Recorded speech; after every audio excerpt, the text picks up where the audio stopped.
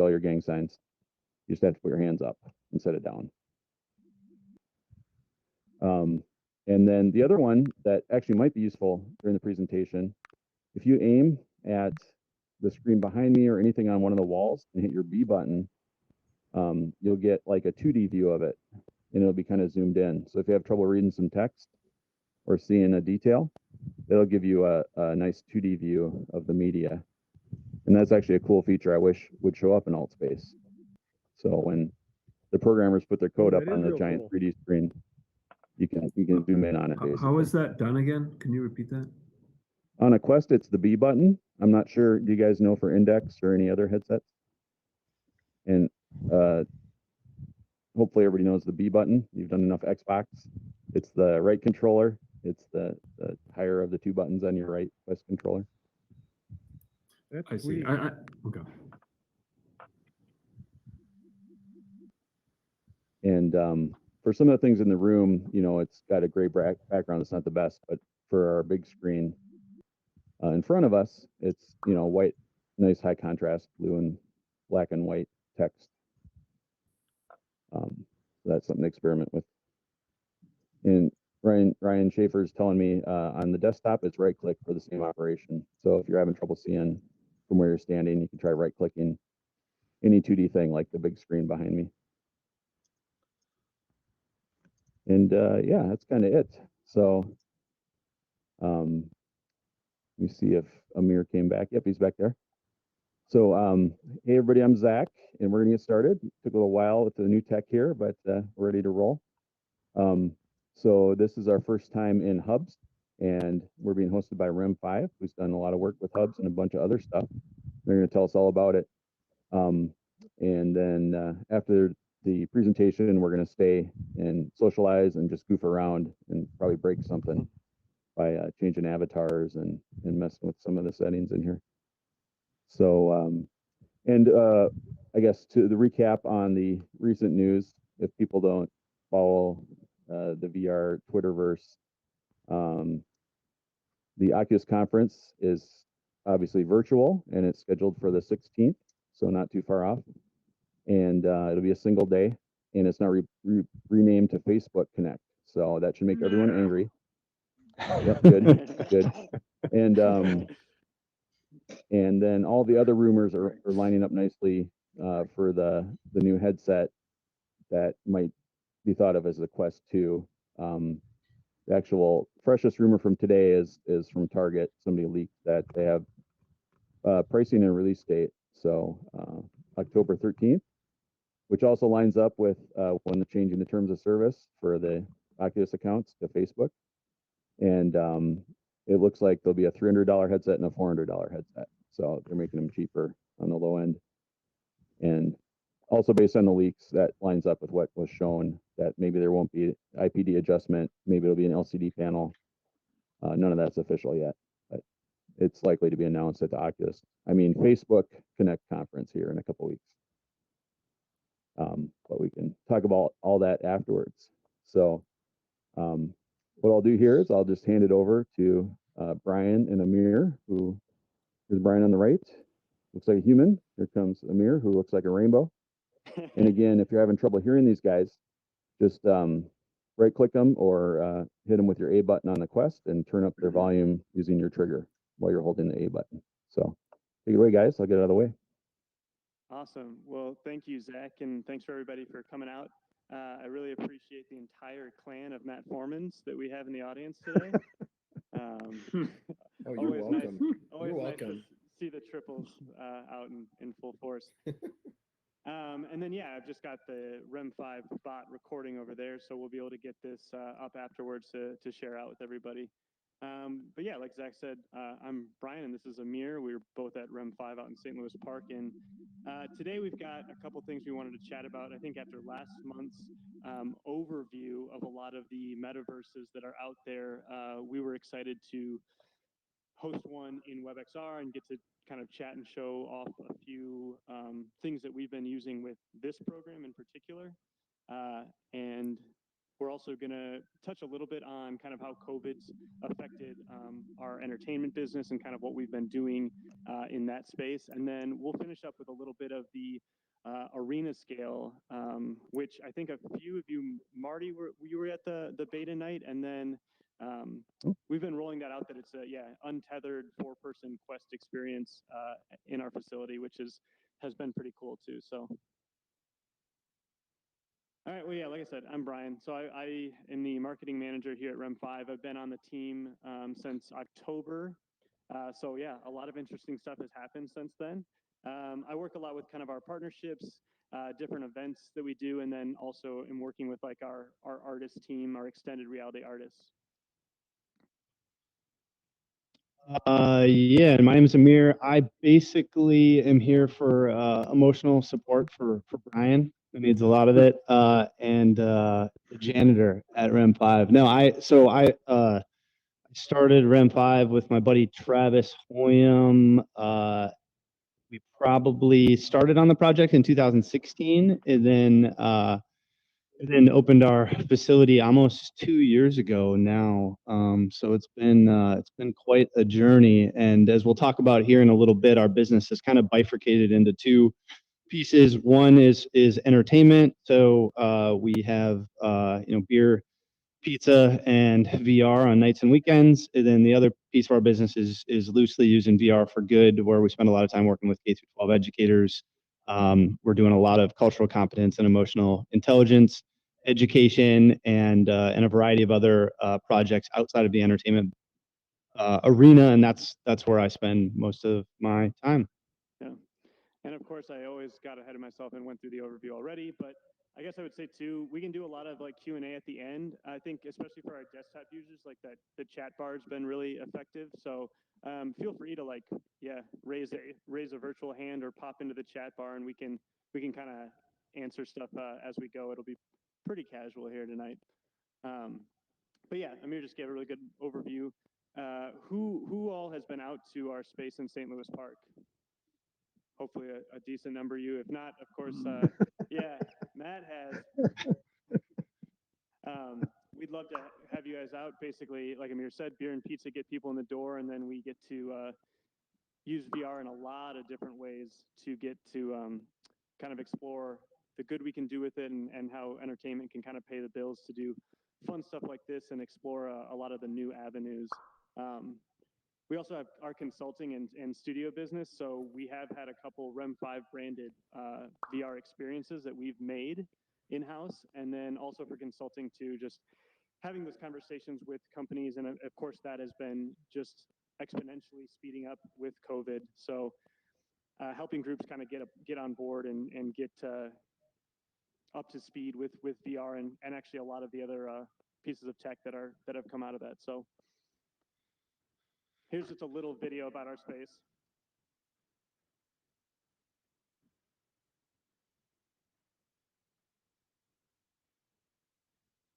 I'm not hearing sound on that. Do you guys hear it? Nope. Nope, I'm not getting it either. Mine just says stream offline.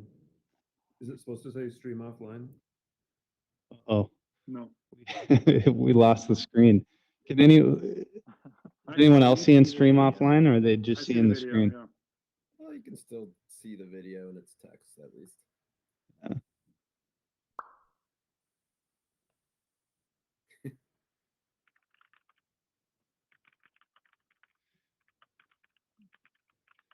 It's a good call, Ryan. That's exactly what it is.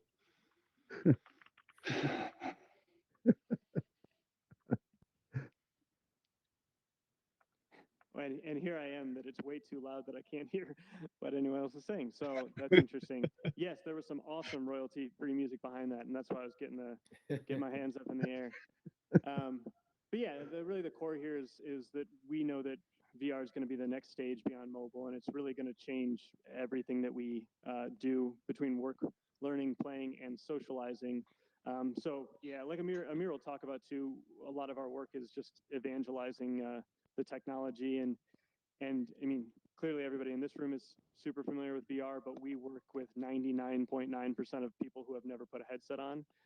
So kind of those challenges and experiences of kind of more of the UX and and getting people up to speed with even anything from entertainment to 360 video and everything in between. So yeah, I think we have a lot of as far as having this consumer facing space out in St. Louis Park, get a lot of information and insight with that, and we'll kind of talk through some of that more today as well. So that kind of goes over to the second half too that Amir talked about, and that'll drive us really into the WebXR conversation for today. Is that the second half of REM 5 is the REM 5 for good, with a lot of the major verticals there being kind of corporate training for diversity and inclusion efforts, and then a lot of K-12 education, which we're also hoping will unfortunately have a big push coming up in the next 2 semesters. So here's just a couple of photos. There's Amir at a conference, and then we had camps this summer. So getting kids excited about VR and creating in VR is really big for us and has been a really nice kind of pipeline to see them get excited about the technology. And then even just this past fall, we hosted an International VR Day where we focused on climate change. So it's been nice to really separate the business from, hey, I want to, oh, sorry, Mike. Hey, if you're still seeing that there is not a presentation on screen, just try refreshing and coming back in, and that should fix things. So give that a whirl. But yeah, thanks for the heads up. That's where it's kind of been like, hey, I want to come in and I want to play Beat Saber and I want to eat pizza. Like, that's great. We excel in that. But if it's like, I want to use VR to change the world and get people to think differently about a range of subjects, like, that's what we've been really diving deep in with REM 5 for good, especially over the last couple of months. But that's been something from the start of REM 5 that's existed. And really, Brian, just to add on that too. I mean, back a couple slides ago, in terms of how we believe that VR is the next computing platform, presumably everybody in this virtual space is drinking the Kool-Aid just like we are. But as we looked at the industry, we just saw this big gap between users of VR or potential users of VR and creators of VR, and so that's really what we set out to do is fill that gap. And back, I don't know what, 2017-ish, you started to see location-based entertainment pop up, VR arcades pop up all around the country, all around the world. But we saw them missing this other big piece of the market, kind of the other 99% of the use cases for VR outside of entertainment. So when we built out our space, for those that have been here, you'll notice it doesn't really feel like an arcade. We can transform it into a space where in the morning, we're working with law enforcement. In the afternoon, we're doing camp with a bunch of 8th graders. And then at night, we're hosting a corporate event and drinking beer and having fun. And we can kind of do that all under the same roof. Mm-hmm. Awesome. Yep. Yeah. And that's just kind of touching back on those sections that we've been really exploring. And like Amir said, I mean, there's really untapped markets, and we've basically played in all of these spaces, from law enforcement training to working with senior groups. We actually have had a story go viral multiple times on different platforms about a 93-year-old woman who came in to do Google Earth VR and revisit her childhood and talk about how she had difficulties, with her eyesight, and just kind of the colors and the immersiveness of VR changed it. So it's really cool when those kind of stories come out, outside of, all right, there's a new zombie shooter game. I mean, yeah, we all enjoy that, but yeah, this is kind of that other side of it. Whoops. And then, yeah, as far as getting kids into design programs where, hey, you can use the same programs that Ford and Bugatti are using to prototype car models, and you're a 7-year-old who lives in St. Louis Park, like, that's pretty cool. And I always think about, like, man, if I was a kid growing up right now and having kind of access to this stuff, like, it would be exciting. So we're hoping that these kids also are getting excited about that too. And then, yeah, sensory-friendly sports training. If you visit rem5forgood.com, small plug, you can kind of read more and see a lot about what we're doing in those areas. So kind of with that, a little bit of a background of how we are, going to market in a lot of different ways and interacting with people. We wanted to touch a little bit just on how kind of COVID has affected us. Clearly, I would say that there's probably no one in this room that hasn't had some effect on their day-to-day or their business, especially due to COVID. So we were able to reopen back in mid-June at our St. Louis Park facility. During March and June, we did explore a lot of at-home rentals. We had a lot of our youth programming for education where you could take a go home, an Oculus Go home, and we had all this course material. And so you'd go and you'd do a couple experiences on the go, and then you would fill out kind of some homework, I guess, about it. And so that was pretty cool. So yeah, COVID gave us some time to really explore these other avenues, and that's of course kind of where WebXR came from as well. But as far as the entertainment space has gone, I mean, there's been a lot of mandates from the state and just kind of the CDC giving out general guidance that, of course, if you've been in a public space in the last 6 weeks, you have seen that. And yeah, just kind of making sure that, we're doing our part. Since day one, I mean, the hygiene behind headset sharing has been very important to us, of course. So this is just, this is nothing new for us, but it does represent some challenges, as you could imagine. So it's just a little video on some of the stuff that we've done internally on that.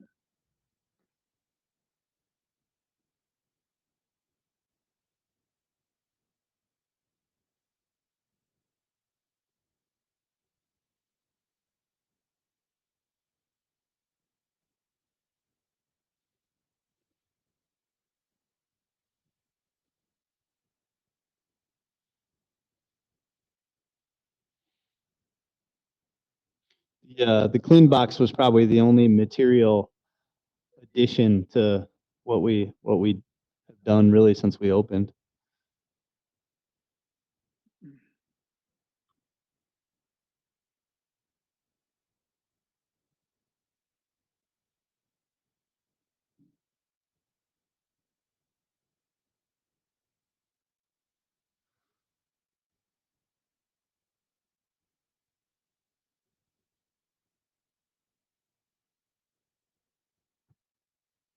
So yeah, just kind of a quick overview for like, I mean, I know as you kind of all maybe have your own personal headsets at home, but when we're putting, hundreds of people into headsets a week, it's something to be concerned about. I know it sounded like the clean box. Yes, the hands-free door openers are nice. I mean, I think what we're learning is that a lot of that type of stuff should have been implemented years ago, but now we're all like, all right, I'm never gonna have to touch a bathroom door handle ever again. So victory to that. But I know there was some interest in the clean box. So the clean box was a pretty expensive purchase that we basically got it back in house, mid-May to start doing some testing with it. And how we've approached that is that, and actually, we have Guer joining us. Guer, the REM 5 robot in the middle.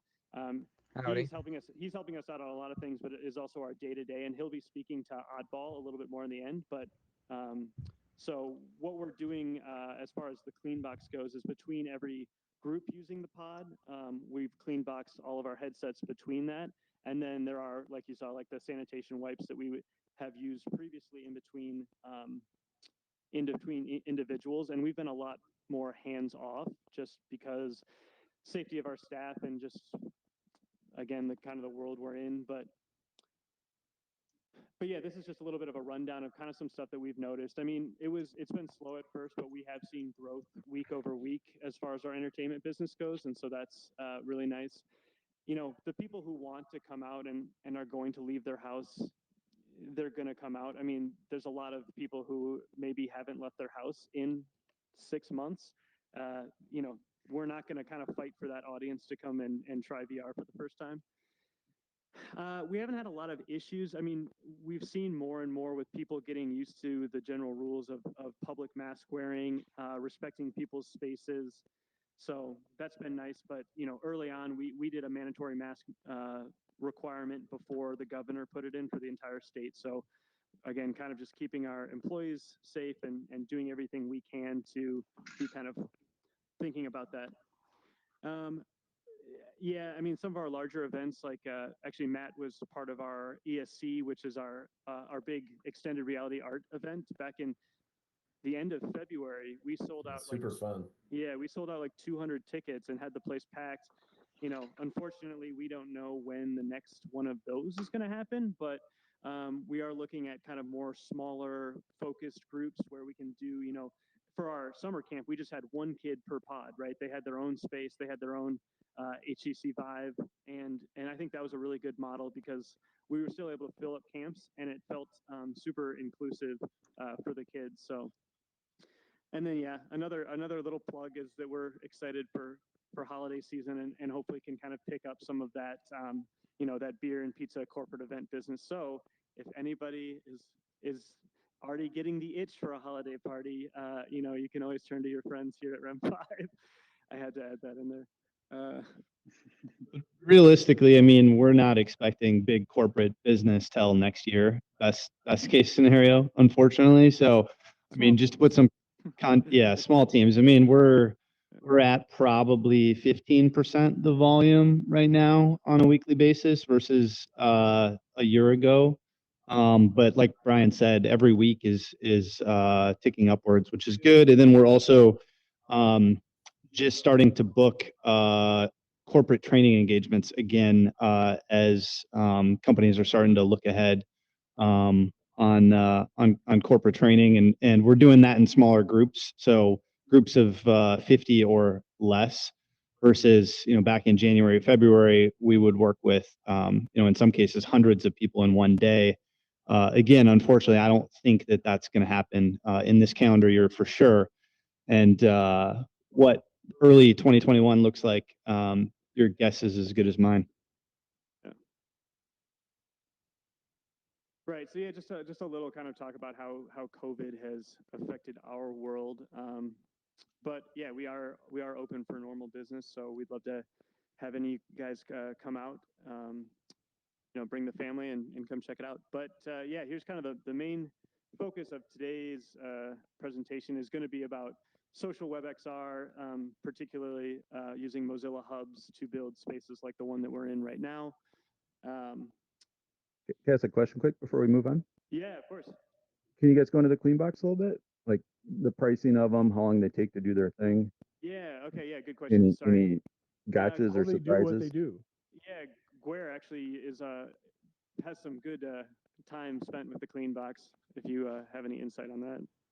Yeah, I mean, so the point of the clean box is that it's able to clean things relatively rapidly. It spends 1 full minute on the cycle, so if you kind of include like hooking it in, putting the button and all of that, the whole process only takes about 2 minutes to go through a headset, which is one of the reasons we took it. There are other solutions for disinfecting where you can like allow disinfectant to sit on surfaces, or you can use like a handheld UVC wand sort of thing like you can buy online. But the issue with all of those solutions is that they just aren't scalable the way a clean box is. So if I have a bunch of groups that are finishing up and people are rotating out, I can just go 1, 2, 3 down the line, and each cleaning only takes, like I said, 1.5, 2 minutes. Yeah, it's pretty slick, and I think the price point was north of $1,200. I think it was 1,400. 1,400, yeah. Is that like the smallest one, or do they have options? So they mostly have options for adding multiple clean boxes onto a single unit so that you can hook multiple headsets. So it's basically like a 2 or 4 headset unit where you'll hook them all up and then it's a single cycle, which might have made more sense if it weren't for the fact that all of our headsets are tied really separately from each other. So putting them all in at once doesn't really work. Well, because they're tethered. Yeah. Yep. So yeah, Okay.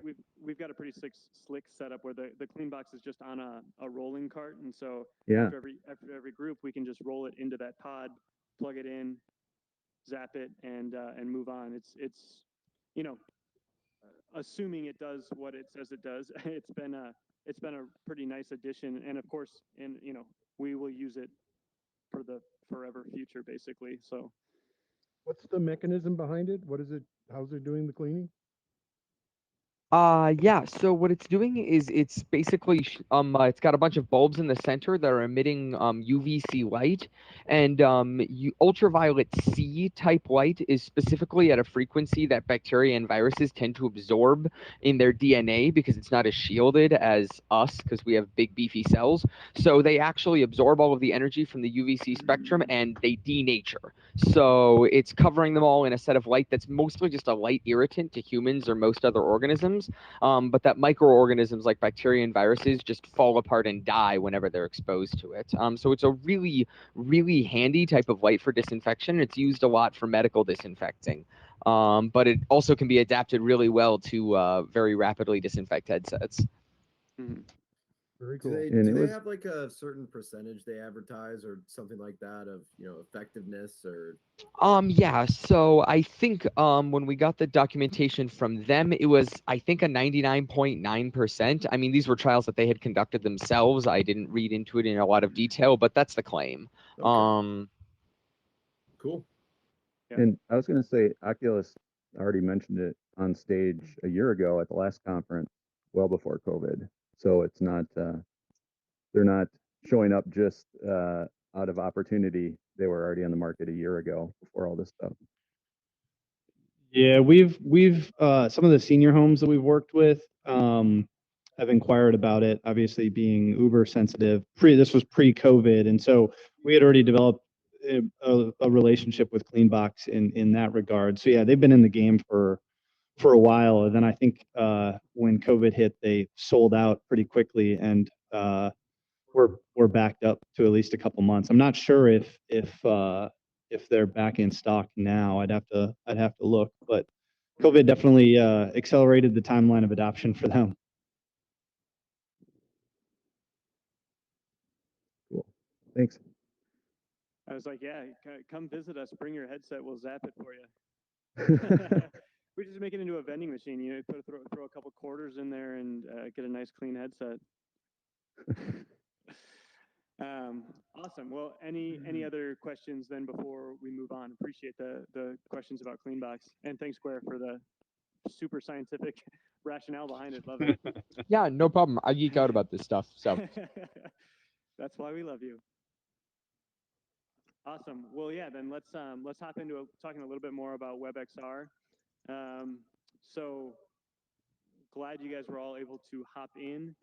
Kind of some of just the general background is that we, again, basically by April, we're looking for other ways to kind of do outreach. Distance learning had already started to be kind of talking about, and this whole platform as far as like no headset needed, you can just use a browser URL, like that checks a lot of boxes for us as far as not needing a download or needing to log in with anything. So we think it's pretty slick in that regard. Clearly, there are some trade-offs versus, an alt space or a few of the other ones that we looked at last week. But for kind of our clientele and for the most of the time, the easiest use case, we have really enjoyed kind of diving pretty deep into this specific platform. So it was kind of talking about, right, there's like this new normal. Everyone's been using Zoom and Skype for engagement. And really about maybe a month or two of your normal work meetings, those have gotten pretty terrible. It's not just strain on having to do another one of them, but physically looking into the camera is, and having to be like that kind of present is just can really drain you. So that's where we were that's why we were looking at like kind of what is that next stage for meetings. I mean, how many out here have had to do a lot of Zoom calls over the last couple of months, or have turned to Zoom if you hadn't been using Zoom as much? Tom, yeah. So, and that's a whole nother thing too, where it's like mic connection, video. I mean, you can run into quite a few problems. You have to have the right access codes. So again, we kind of like WebXR because like this space, it's open 24/7. You can come in and check this out any time of the day. You can bring your friends and whatever. So that was a nice piece of it. And also being able to do, private access codes and set up more personalized tours too. So yeah, and then just a little bit on that spectrum too. It's like, right, you get a lot more immersion and human connection in WebXR as an avatar with spatial audio than you do in a Zoom call. And just where it lies on that. Yeah, stand up daily in Zoom. That sounds like a nightmare. And so yeah, really exploring WebXR of like how does it fit on this spectrum, especially where putting a bunch of people in headsets might not be possible for the next foreseeable future, right? So yeah, it's been really nice. No hardware, no apps. For some of the projects that we're going to show you, it's been pretty cool. Amir, any more nuggets that I'm missing on that front? No, I think that's exactly right. I mean, we're looking for social interaction and content delivery. And I guess the one caveat to this slide as I'm looking at it now is when we talk WebXR and where Brian and I and the rest of the team are using it primarily is on desktop and not in VR. So you might be looking at this chart and saying, well, we're in VR and WebXR. Our primary market is folks that don't have headsets or access to headsets, and we're accessing the platform via desktop. Yep, and this is just kind of another look at that spectrum of where WebXR really checks a lot of boxes compared to our our main. I'm using my air quotes with my one hand. Competition being Zoom. Again, it's a creative way to use content delivery.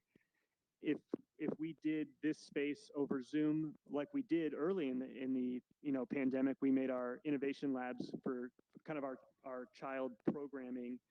That didn't sound right. Kind of our education series that we've been doing historically in our venue in St. Louis Park. We moved those to online, and we were using Zoom, but we were tying in some cool AR and some stuff that kids could do at home. But then it's like, all right, well, let's just build a space where kids can use it like a video game and learn all about the technology in their own time in a format that they're familiar with. And so that's where we've seen kind of that be like a fun way to learn, is really kind of a nice little tie-in for all of this.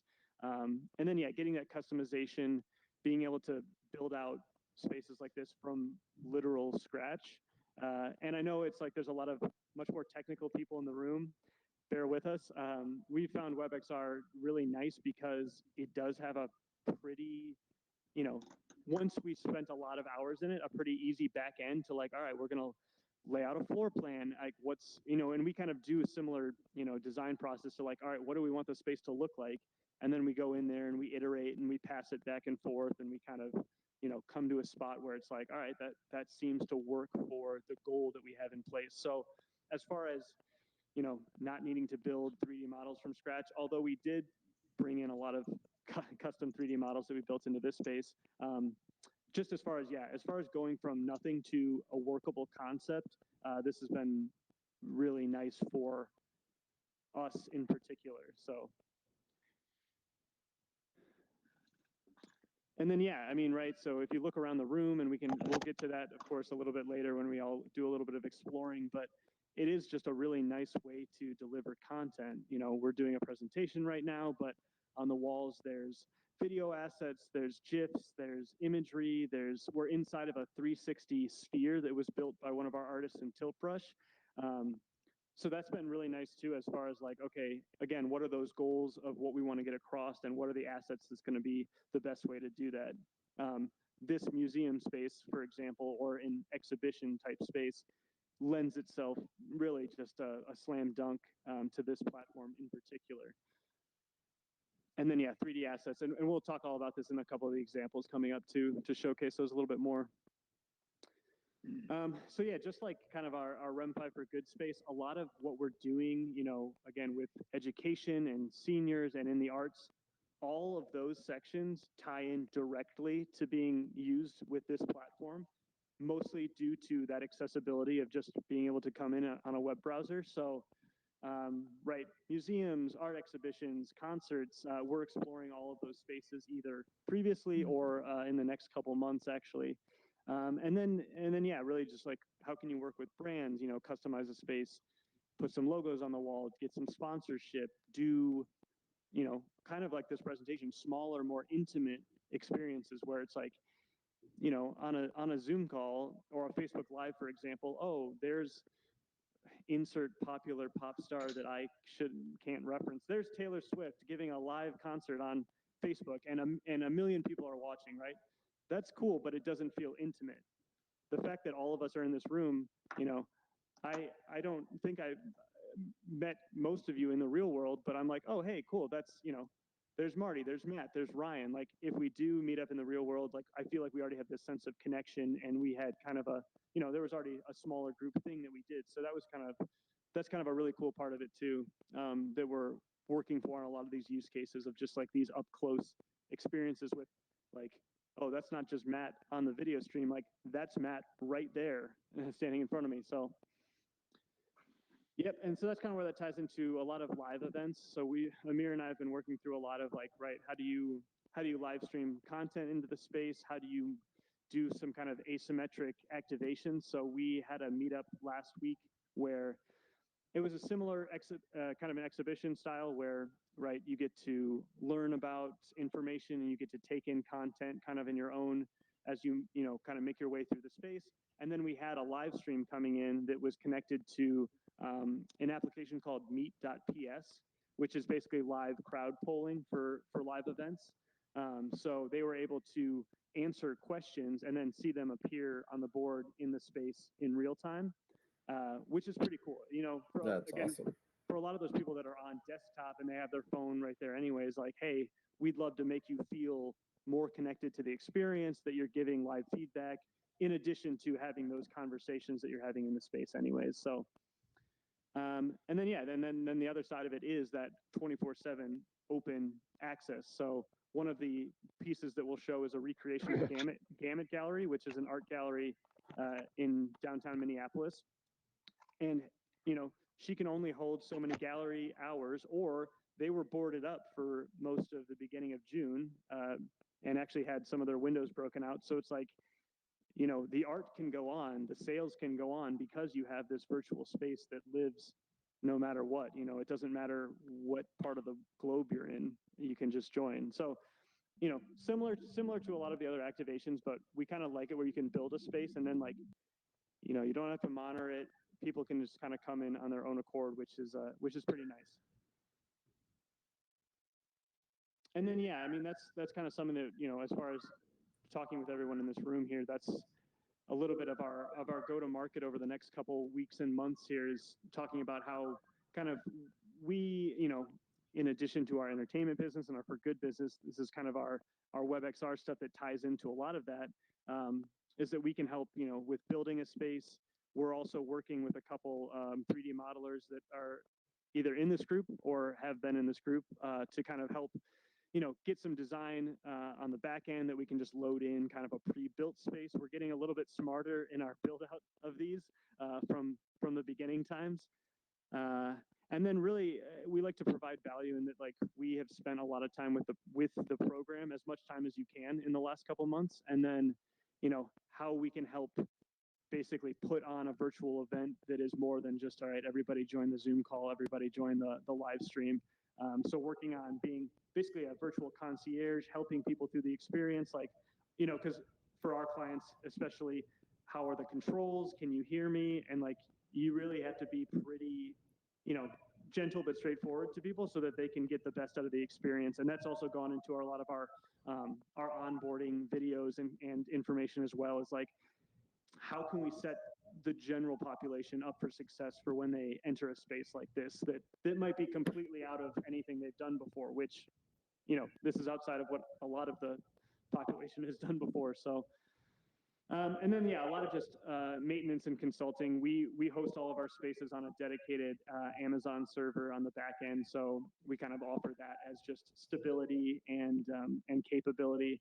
And then just, yeah, that ongoing support, so say you have a space that's open, we can go in and we can do a refresh. We can change things up so that the space, kind of like our physical space, can have a lot of different ways that it's being utilized. So that's kind of what we're hoping to work with people in the next couple months. So yeah, here's kind of just a couple of the projects that we wanted to highlight too. So this first one that we'll talk about is Simulacra. So that was kind of a digital art gallery that we opened back in the end of May. The Continuum, of course, what we're in right now, that was basically still more of a educational museum, multi-purpose space. And then One City, Two Realities, which is a new space that Amir has been working on that actually looks at the inequality of the city of Minneapolis. Basically, the back of that is that Minnesota gets all these high accolades for being such a great place, but that's basically only if you're white. So it's a really cool immersive way to learn about racial inequality, and that's something that he's been rolling out to a lot of different partners, and we're going to actually basically announce that in some way this next week. So it's the first kind of one of its kind in the world, so that's kind of cool. Congratulations. For us. Yeah, thanks. Yeah, we'd love to have you know, we'll try to do something to have people check it out, but we're that's kind of this in that more of that corporate training space where you can hey, Target's like, cool, we want to send 1,000 of our execs through that type of space. That's kind of one of the pathways that we're looking at to use something like this. So yeah, so Simulacra, and this is another one that you guys can pop into just from our REM 5 for Good page. It's always open. Basically, it was this digital art space that we wanted to create since we had just come off of a really good art event, and it seemed, it was kind of that first step into it of like, what makes a ton of sense? A crazy, weird art gallery. All right, done. Like, let's start on that. This was definitely a learning bit of a curve for Amir and I and the rest of the team that was working on it, that we were both kind of starting from 0 to get to 100 real fast. So basically Amir built like the structure. It's got this very like brutalist architecture to it. I asked him if he was like going through a phase or something, but I mean, I love it. It looks great, but it was a phase, Brian. Yeah, maybe it was a phase. And then basically I curated about 13 local artists to put work in there, ranging from 3D models that they'd worked on to photogrammetry to a lot of traditional art that we've just now put in a virtual space, which is kind of a cool crossover again for the 99% of artists that don't use VR. Yeah, so this was kind of just a fun project. Here's a couple more screenshots from the inside. The top left one is actually the artist standing next to their physical art piece, now in a WebXR virtual gallery. So it got pretty meta pretty quick, but we're all about that here basically. I think the next slide is just like a time-lapse video of our opening event, so you can kind of see, we got pretty good traffic. I think we had 50 or 60 people, in over the course of 2 hours. And actually, what was really cool about the network behind this is that we posted it to Twitter, and one of this a WebXR group out in California got word of it, and he's like, hey, can we host our meeting tonight in your space? And we're like, sure, why not? So kind of like it'd be our group just like bombing into someone else's space. But we thought that was pretty cool because then we got to have a lot of more conversations with kind of people out there that had worked in WebXR for a couple months earlier, and just yeah, it was just a fun coincidence, I guess. So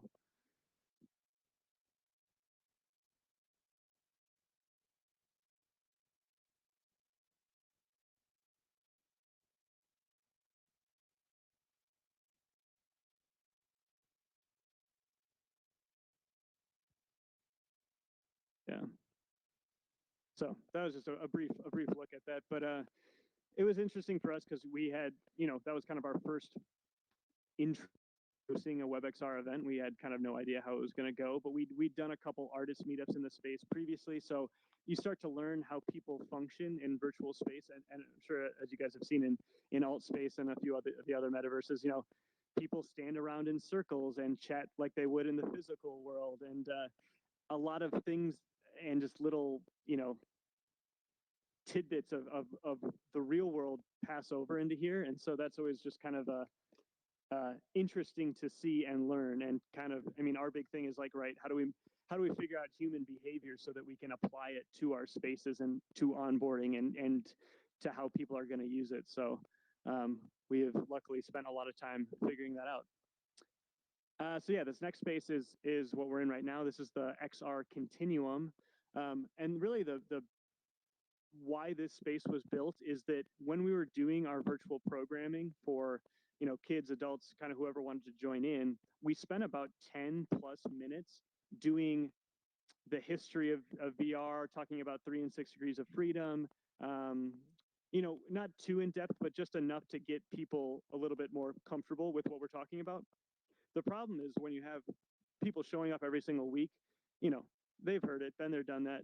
So this space was like, all right, how do we take those first 10, 15 minutes and make it a whole new way to engage in that content? So as you guys will see as you explore, you know, it's not an extensive look at it, but we think it's a pretty good overview of the last 150 years from stereoscopes to valve index, basically. So and right, it's a fun way to peek around and to read at your own pace and to kind of take in the content in a new way. So here's just a couple looks at. We've had our new media group meet up in here.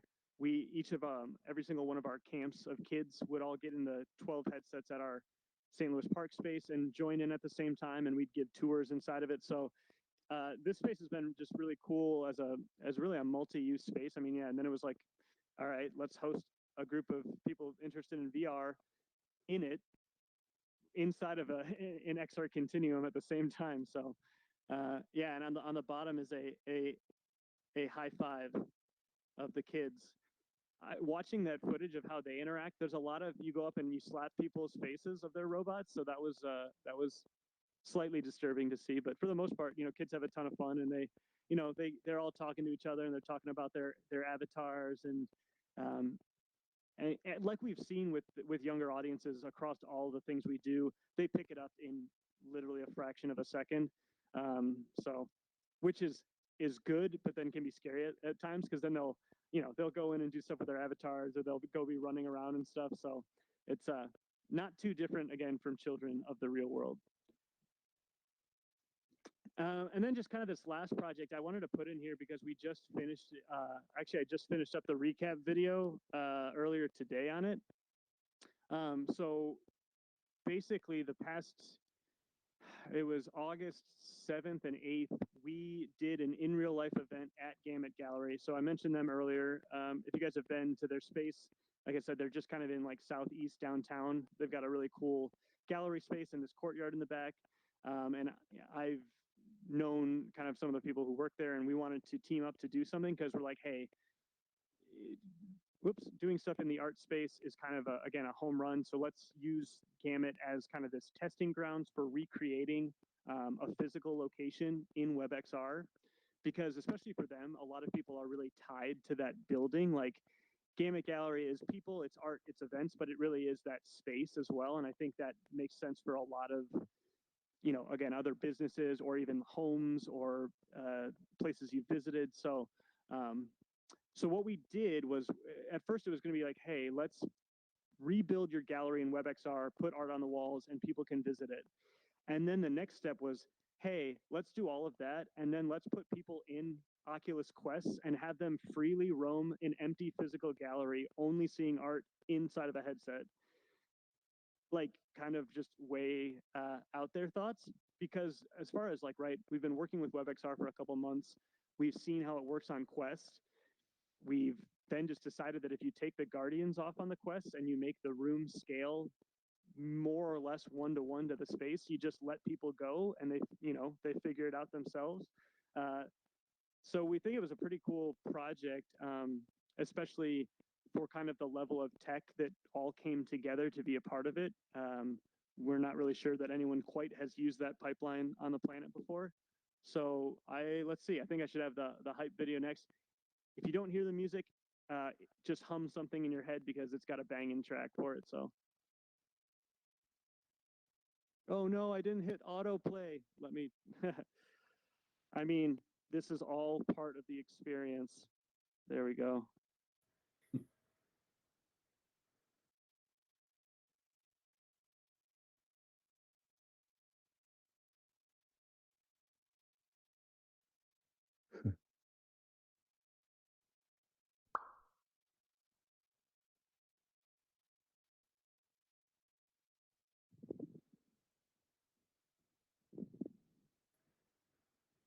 That side-by-side view is pretty cool. Yeah. Yeah. We think that has like a lot of impact, especially for people who, you try to explain this to. Yeah. There's the Venus Yeah, flytrap. nice footage capture. Yeah.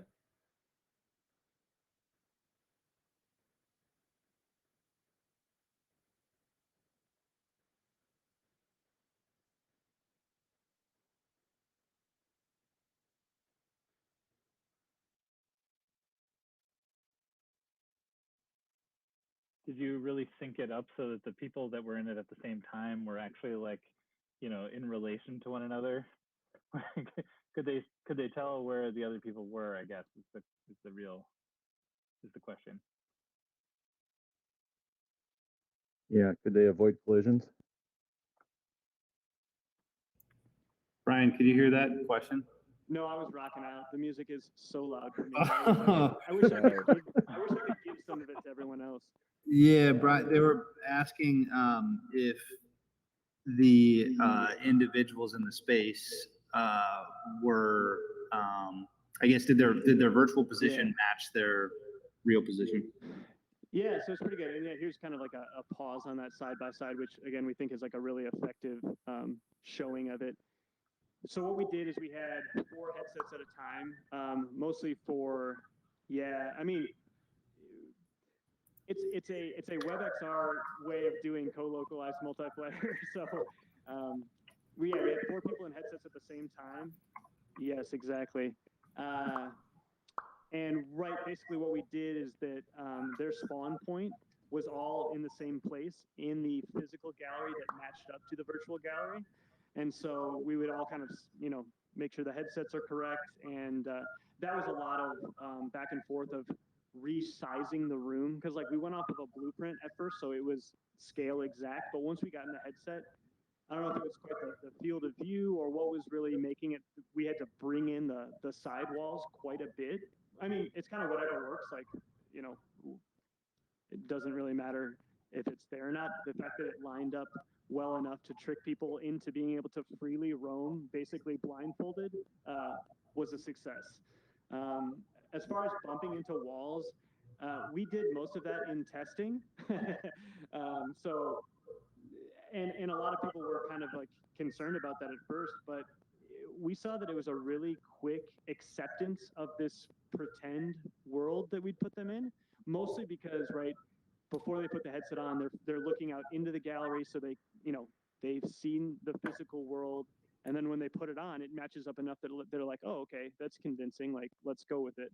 And then, yeah, as far as the avatar locations, like, they were close, and that's what people would always go, and they'd come over here and be like, oh, like, are you there? And so basically having them only work off of all being in the same WebXR instance, not having shared guardian or lighthouses or really anything that's telling them where they are in space. Like, again, a poor man's workaround, it was pretty convincing and pretty slick. So yeah, we basically sold out 2 nights of time slots. We gave people 30 minutes, which really was a lot of onboarding, making sure they had their REM 5 waiver filled out, because we just, wanted to cover, yeah, thanks, Marty.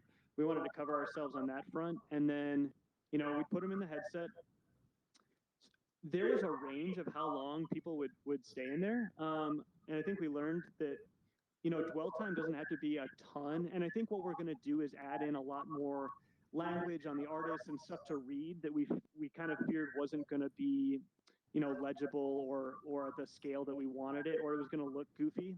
But I think that would help people kind of, go around and examine stuff a little bit more. But, for the most part, I think it was, it just worked really well, and people loved it. We've got a ton of content too on our For Good page that I can share out that has really good reactions, and hearing back again from the general public who, let's call 75% of the people that came through hadn't been in a headset before, let alone this really swanky co-location art multiplayer experience. So yeah, it was cool, and kind of what we're doing is we're going to do a closing event September 19th and 20th. We're going to nail down. Yeah, well, like Matt says, it's a poor man's headset AR experience. Exactly. Like, we didn't really know fully what to call this, because, like, right, you put a headset on at REM 5, you're in a VR experience of Gamut. You put that same headset on in Gamut, you're kind of in an AR XR hybrid thing. So not only is it weird to find words in like side of a VR community of what this is, but trying to tell the general public what they're going to experience was a whole nother thing. So a lot of people came in on trust of like, I think this is going to be cool, and then it came through. So that was a success on our part. And right, showing kind of our two world testing where I basically strapped a GoPro on top of a Quest and walked through, you know, the world at the same time. It's like, oh, okay, I get it. Like everything kind of matches up. And then yeah, getting other people in the space was just a really cool add-on. And then I would bring another bot into the space just to record footage and have a webcam sitting in the exact same spot to get that same co-location. So we have about 60 gigs of content on this project. All right, Ryan asks, if you're replicating an art gallery in VR, how long before people you them start experiencing with non-realistic or otherworldly shapes? Okay, I think I read most of that before it disappeared in front of my eyes. So I think this is the good question, a good example of like, right, we recreated a physical space with very traditional art from traditional artists now as 3D objects in a VR space.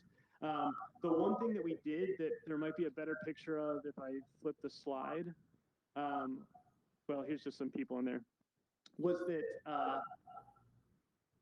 we hung one of the pieces of art floating in the middle of the space. So kind of the original brief was like, all right, let's make a gamut gallery, but then we wanted to do at least one thing that was like hyper realistic, not physically possible, just because why not? And I think if that was the rest of the question was like, yes, we would love to push this into a much more bizarre and kind of reality bending world where, yeah, you're using really cool 3D models in space. I mean, as long as you have, you know, an empty gallery, it's like you can pull it off, and WebXR is a really slick tool to do that with, at least as far as our time and skills are concerned. So yeah, just a couple other pictures of people in the space. Yeah, it does. And Ryan, we played around with a lot of the non-reality options in Simulacra, but we ran into some issues on just file sizes with 3D models and really bogging down WebXR. So if you go and try to log into Simulacra on a Quest, it'll basically just start on fire because of all the goofy assets we have in there. So it's kind of the trade-off. Yeah, you could imagine like a multi-million-dollar sculpture, yeah, inside of a Walker exhibit now can be viewed from your living room, or can be viewed at their space in an empty room, and you just walk around something that doesn't exist there, right? So similar things that you could do, yeah, with AR on your phones, but we think that the kind of the social avatar-y tie-in of WebXR was a really nice touch, especially for this. And then that picture in the top right is actually like one of Gamet's most loyal fans. He doesn't have vision in one of his eyes, and so we were really excited for him to try this out and see, like, right, how does the stereo work with really only one good eye? And as you saw in the video too, we actually gave him like a rolly chair tour of the space, which is just like really cool to see, actually, just because we didn't want him to, you know, bump into anything or fall just because of previous injuries. So, but yeah, he said it was great. You know, he was still able to pick up a lot of texture. All of the art that was photographed and then extruded into a 3D object like looked super crisp, which was maybe not super surprising to us, but was just nice to see that happened. You know, you didn't lose the details of the brush strokes. Some of the objects that felt 3D were 3D. And I think I have a reaction video, but if I'm the only one hearing music, I probably will just skip that. But I put them all up on YouTube. So yeah, if you're interested in kind of what the general population thought of it, they're pretty cool, and they give us some kudos. So and then basically what we did was, all right, so we have a gallery space set up that we have executed this XR, AR, triple R event, whatever you want to call it, in. And then the next thing was like, all right, cool. How do we build this out and make the space a little bit bigger to host, you know, 30 people who want to come just visit on the internet, right? Like we're doing today. And so we have a second version of the space that has more signage about the artists. It actually has an extended courtyard that I was able to build out and curate with some more, I don't know, trippy art, I guess I would call it. But so that was kind of fun. And then we hosted a party, right? So it's like multi-use situations for this one project. And now Cassie, who's the curator there, has been hosting meetups. We have the actual artist, like in this bottom left one, Aaron is standing by his piece, you know, and showing someone his work who lived in Texas. So I think that's just another just really cool use case for it, as far as how can I connect with someone who can't physically get to a space or doesn't want to physically go to a space. So this is another video that I will save us for, but it's kind of a recap of the WebXR meetup. We had quite a few people come out. It was a fun crowd, and again, it's always cool to see how that kind of rolls out. I think the big thing too is that people still are getting into this world of going to online events, and then for the vast majority of people that haven't done a WebXR type experience before, that's just an extra hurdle. So I think we're gaining a lot of traction, and as we host more and more stuff and do stuff more regularly, that will just continue to grow. Yeah, so I kind of covered a few of these things, but just like kind of what we learned from doing this type of pretty, I don't know, I guess I think it's kind of a cutting edge pipeline of tech, was that it is very hard to explain it to the general public, because you can't use really our hype words and stuff. So showing it was very important. Like I said, in that second bullet right there, look at me just alley-ooping myself right here. The side-by-side is really nice, and I think, Matt, you commented that, yeah, that explains it. Like, you see that and you get it. We do want to add more details and kind of look into how can we get people to dwell a little bit longer. I mean, we're fine if you want to come check it out for a bit and then pop back out. Like, clearly, like, that's completely okay with any VR experience. But it's always interesting of like, what would make people, do they feel comfortable enough in the headset? Do they run out of things to do? Do they want to look at stuff more? I mean, you know, it's just kind of questions that we're constantly experimenting with and finding new answers for. Yeah, the learning curve is low. Once people see the physical space and hop in, they start to walk. They'll put their hand out to, you know, feel for a wall.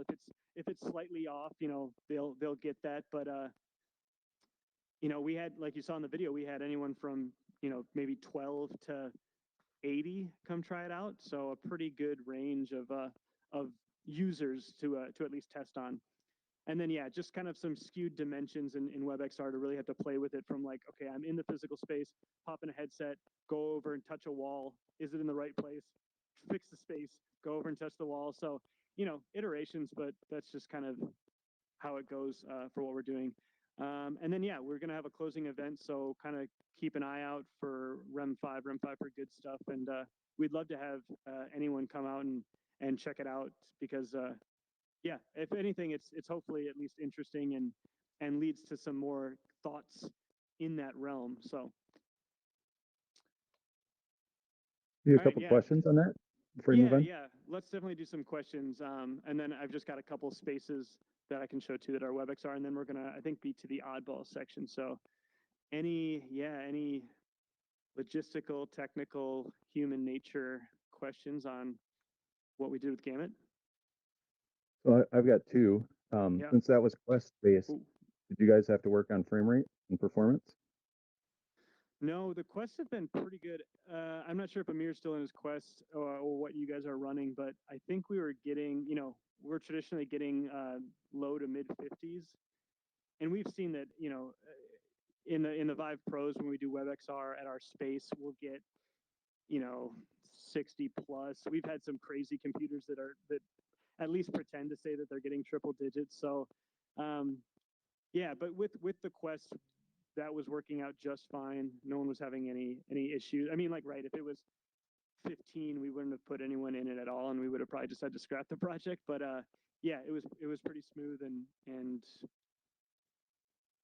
knock on wood, like, we somehow didn't really run into any catastrophic problems. Like, we took a break during the first night for like an hour to kind of recharge and like just kind of reset, and that actually was what threw us off more so than just running the quests for 3 straight hours and plugging them in intermittently. Because basically we open up the room on the quest, and that's the end of it. It's always on. We don't want it to go to sleep. We don't want it to, I mean, right, it's just you pop it off, you do a wipe down, and then you get it ready for the next guest. Was basically the flow for that. So My other question was, the same way that Matt was reacting to your side by side video, you tried to get this uh, out externally to get some press for REM 5 because it's really kind of a intuitive aha visual thing yeah. that I think a lot of Well, people could understand. we think that about a lot of the fun stuff that we're doing over here, and we are going to be doing a big media push basically this coming week because I cut 13 videos that include artist reactions, general public reactions, the hype video, the WebXR stuff. I mean, yeah, there's a lot of good content to get out there, and we're going to do a press release, and we've got some additional help for that, which will be really nice. Good.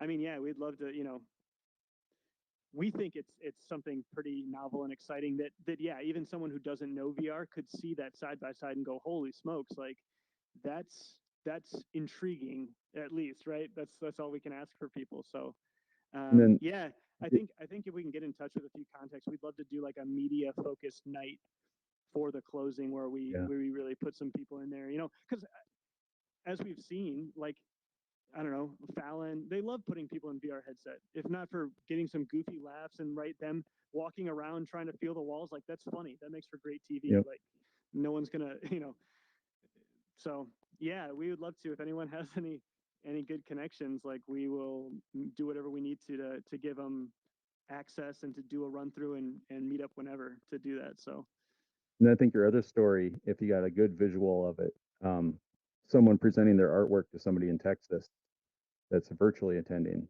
yeah. I think that could be a nice visual piece too, and it ties into the COVID stuff pretty Mhm. well. Yeah, and there's a lot of better write up that I didn't go into that write the it's a little bit more kind of on that the art speak, but it does tie in really nicely where it's like, okay, blank slate. The gallery was emptied due to the civil unrest because they, had already had threats of break in and had to board up the place. And so this was kind of like, right, what's like that rebirth of what an art gallery looks like.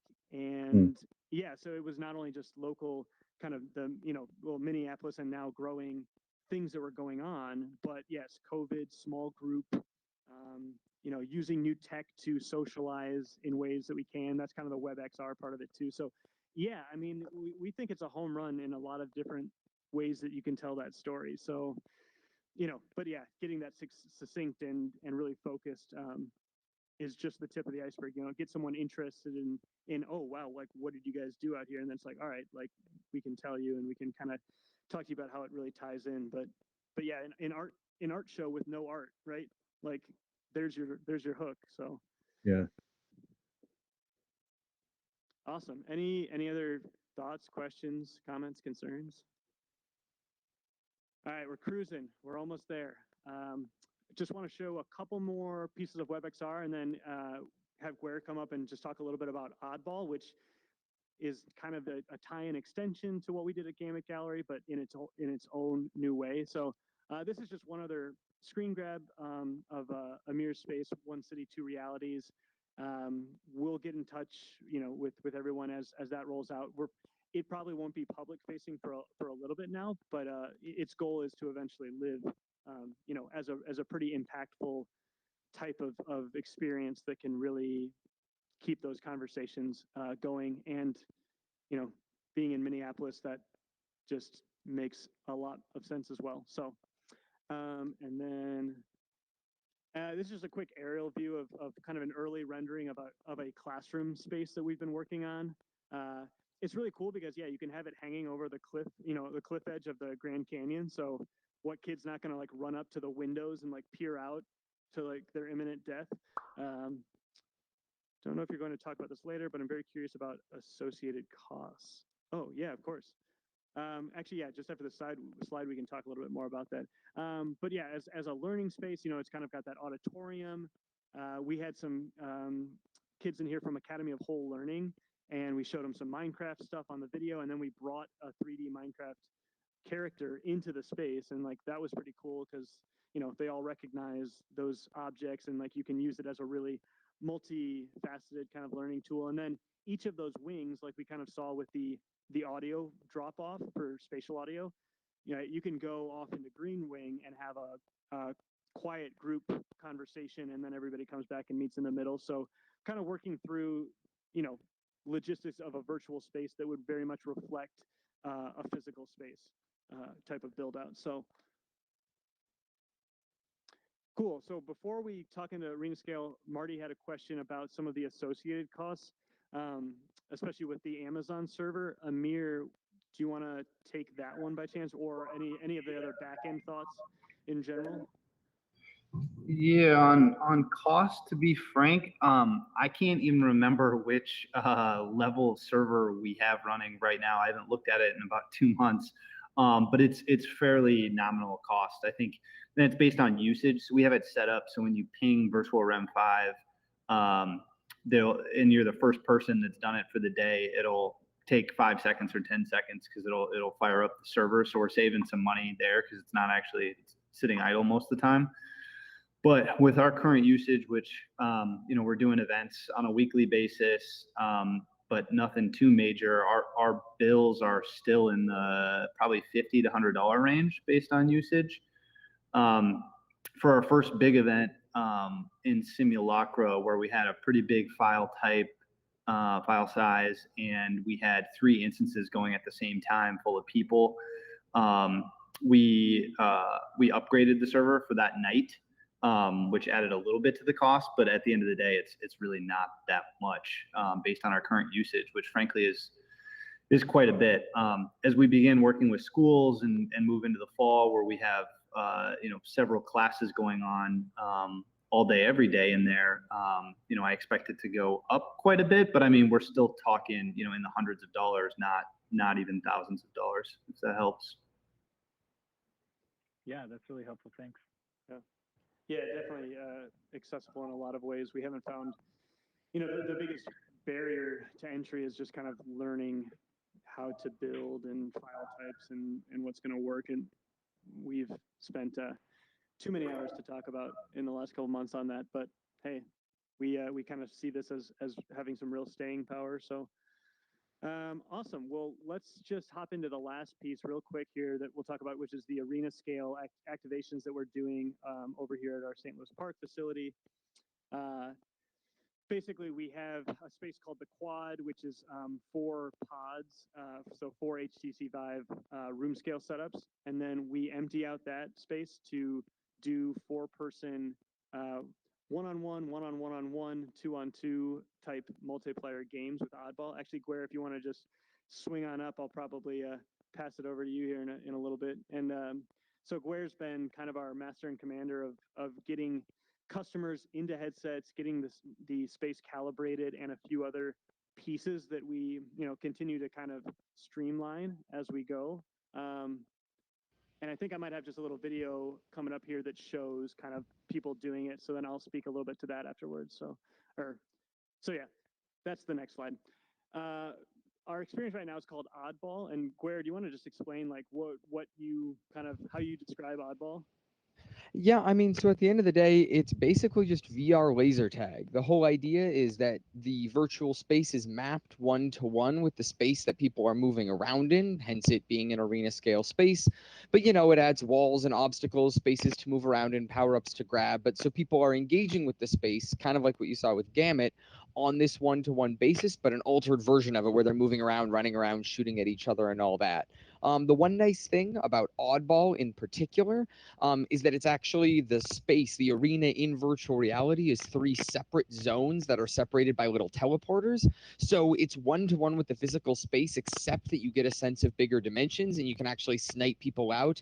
And there's just a little bit more depth to the space as opposed to it just being a room with walls in it, which is one of the reasons that we went with Oddball over some other experiences where you really felt the limitation of being in this single large room as opposed to something that feels a little bit more expansive. The game itself has been successful in that it's been pretty straightforward for people to get into. I mean, we can talk more about the calibration and how the room setup goes and kind of some of those different options. But if we've got that video of the gameplay, I say we can roll that. Yeah, so the video will just show some footage from staff gameplay to kids at camp, just kind of a couple different range. And what you'll see with Oddball is that it's really well set up because basically a whole family can do it. You know, it's fun enough for adults, but still kind of an appropriate, more cartoon. I use air quotes again, like cartoon violence of like of a shooter type game. So I thought that was a really smart play for them as far as like the accessibility of it and the level of entertainment. So.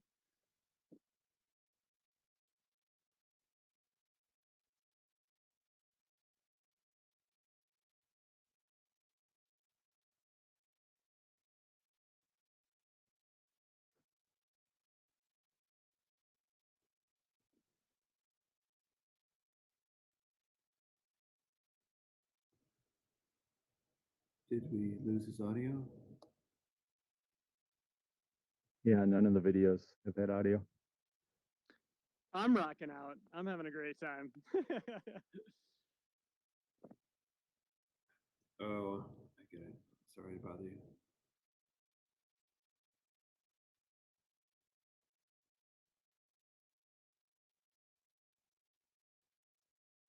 I haven't been able to see any video for like half an hour.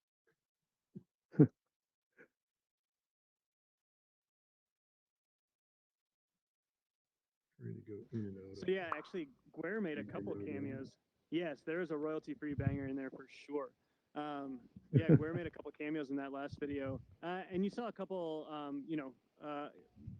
shots of actual gameplay, and that's what that top image is up here. Basically, yeah, you're these fun kind of cartoon animal colored teams, and you get cool upgrades. There's a thing called the fart bomb, which of course is just like funny for really anyone. And it's got this cool explosion to it, and yeah, I don't know. It's been pretty cool so far, and I think we've had quite a few people come in and try it, and I'll talk to Amir, but I think like right, if any of you wanted to bring in family or come in with friends, like we'd love to do some kind of discount just for everybody who's in the meeting here tonight, because we'd love to have you come try it out. It is pretty interesting. And very unique, and I think you guys would love to try to like, debug it and peer behind the curtain a little bit, but yeah, I guess talk through just like how you set up a normal game and what players kind of have to go through. Yeah, absolutely.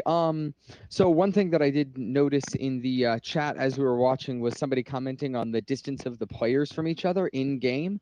And this goes back to something I mentioned earlier or tried to mention earlier with the design of the space, which again, I think was really clever on their part. The actual arena in the universe, in the virtual space, is 3 separate zones that are like maybe 50 yards apart each. There's this big gap between them. But when you walk through doorways, you teleport into that next section. So when you're in one part of the arena, you're sniping down on someone in another section of it, but then you can also quickly run across there to jump in and try to get some more close action. And this just adds a sort of like a depth and a size to the space where it's still taking advantage of that one-to-one spatial sense of it, where you're actually moving around. But at the same time, you still get to like shoot at people at different ranges. You can scout where people are by walking up to the balconies and kind of looking for the other people. And other little details like that. Yeah, glad I could answer the question. It's really weird to explain, like a lot of virtual experiences, where you kind of have to step in there and walk through those teleporters a couple times, which those teleporters do occasionally result in people like banging their foreheads together. But thankfully, everything's worked pretty well so far. So setting up, yeah. Oh, I was just saying, yeah, I think we've gotten pretty lucky with the initial thought of like, oh man, kids are just going to go sprinting and there's going to be collisions, and luckily that the calibration and the spatial awareness of the other avatars like is pretty good, and with the teleports and how they have you kind of walk around each other, like we haven't had any incidences yet, so that's been really nice so far. So and I think part of it is that just another no, bit. finish up. If you go to the REM 5 VR page on YouTube, there's a bunch of in-game videos that I've cut that also shows a little bit more of like what the gameplay looks like. So definitely check those out to really get a sense of the 6-minute rounds that people play in. Yeah, and I think one of the things that it comes down to with the spatial sense is that when you put people in a world that has that one-to-one scaling and you just tell them, hey, you're in a laser tag arena, all of their actual physical spatial instincts kick in and they try to move slowly and safely. They don't want to crash into the virtual walls. They're moving in a careful fashion.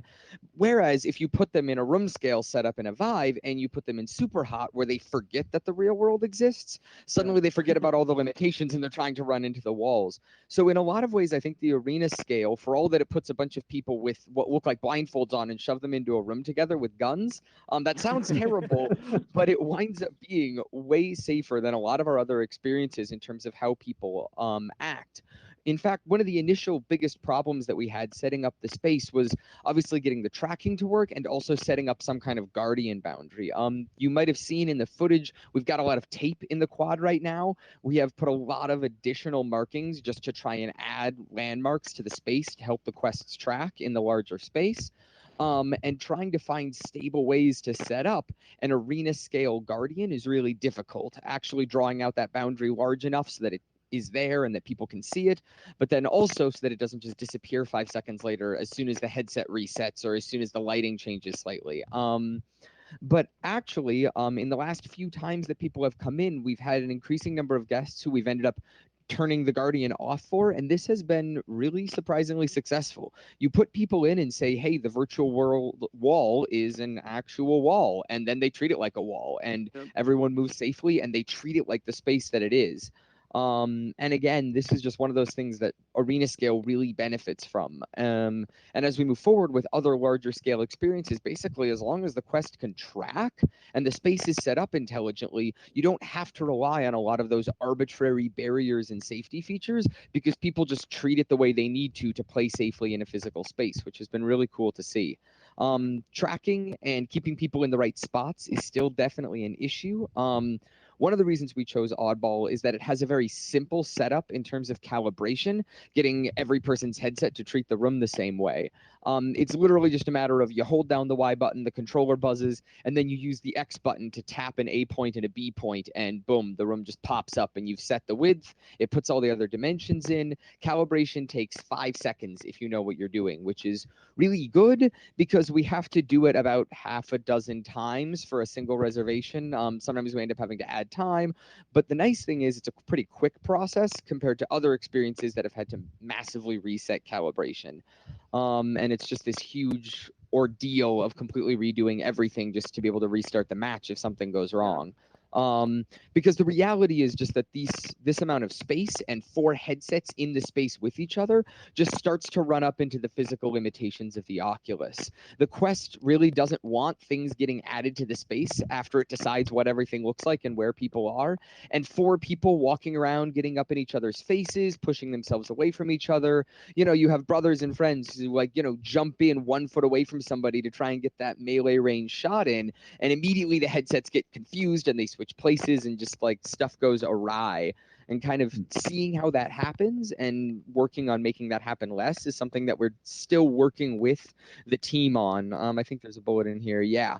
So the team that develops this is based in New Zealand. We're in pretty regular communication with them. We're providing a lot of feedback. We're having some calls with them and stuff. But obviously the 14-hour time difference makes it pretty difficult to communicate. And there have been some like late night 9-10 p.m. setup and troubleshooting meetings where we've gone in with them online and tried to talk through stuff. But overall, it's been a really fun experience. And frankly, a lot less has gone wrong than I was afraid of when we first decided to launch on Arena Scale. Overall, things have gone smoothly. People have been able to recalibrate when they've needed to. Setting up the space has worked really well. And no children have run face first into the brick wall. So things are great. Yeah, and I think what else is cool too is that outside of the New Zealand company, I think has a physical space that they run this. We're the only place on the planet also running this experience. 2-Bit Circus in LA was past tense. I think they're having some more struggles in general with reopening due to COVID, which is too bad because their space is actually pretty dang cool. It's a pretty fun time out there. But so I mean that's kind of a another cool thing that's like, hey, if we can bring in some of that first on the planet type experiences, that's never a bad thing. And so still doing it with social distancing and masks on and clean boxing the quests and all that good stuff too. So yeah, I think we think that arena scale is pretty nifty. There's a couple other experiences that we've tried, and if you came to our beta night, you might have tried the other kind of more traditional laser tag type one. But there's more and more stuff coming out all the time, and as you all know, just development for Quest in general is kind of had quite a bit of focus. So we'll keep an eye out as far as entertainment stuff goes for what we can be doing, and yeah, especially in the realm of the Quest world. So awesome. I'm Okay. trying to remember your guys' physical space. Do you have really tall ceilings, Yes. or are they 8 feet? Yeah, we've Um, probably got what 13, 14 feet up to a steel kind of Yeah. cross beam area. So One of the things they did at the Oculus arena scale was put unique things on the ceiling because nobody can occlude them. oh nice. That makes a lot of sense. Yeah. It would probably be possible to hang something from up there or to like get something that's at like head height-ish. Yeah, it can't wiggle. It's got to be real contrasty. All those tricks. Yeah. Yeah. All right. Yeah. Interesting. Awesome. All right. Well, thank you, Guer, for joining us. Really appreciate it. And thank everyone for also coming on in. Thanks, Zach and the MNVR team for having us out. We're glad you guys could come check out the Continuum and our presentation. Yeah, stay in touch. I mean, like I said, we're doing a lot of stuff on the entertainment and the for good side. So if you're not on our mailing list, that's where you kind of can get most of the information about the stuff we're doing every single week. And yeah, we'd love to have you come out. We'd love to partner on WebXR projects or, you know, leads and solutions that you all might have kind of in your own spaces. And thanks a bunch. I know we got started a little bit late, and I talked too much, and it's time to drink a LaCroix. But really appreciate the time, and thanks Amir for helping tag team with me. And yeah, feel free to socialize and enjoy the space. Yes, loud. I can hear the applause from St. Louis Park. That's great. Thanks. I think that's Foreman. Thank you. But yeah, no, yeah, definitely go kind of check out the space. If you have, you know, if you've got connections to teachers and kids and, you know, you want to have them come learn some stuff about VR, this is a great place to do it. You can meet up with them and talk with them and kind of share your expertise and stuff too. So it's a really kind of fun space to do that. Now we're going to bring in some 3D models and have a party, it looks like. So awesome. Thanks again, everybody. Thanks. Thanks, Brian. The real Matt Foreman, please stand up. Holy cow! Look at Gaff. Let's stand up higher. If I was in VR. Gaff, where's your microphone? Oh, he's handless now. He's probably on a browser without a microphone. Well, fine. Who? It's got Gaff over here turned into Yeah. It says he's in the sort of the lobby. guy from Jurassic Park. Not really. That's one big duck.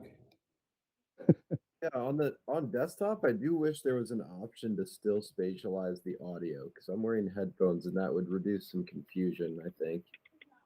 Yeah. For who's talking. Are you not getting Do that Because for you, I am. Foreman? Yeah, I'm on Okay, we're desktop ending the now. stream. It doesn't do that for me. I'm on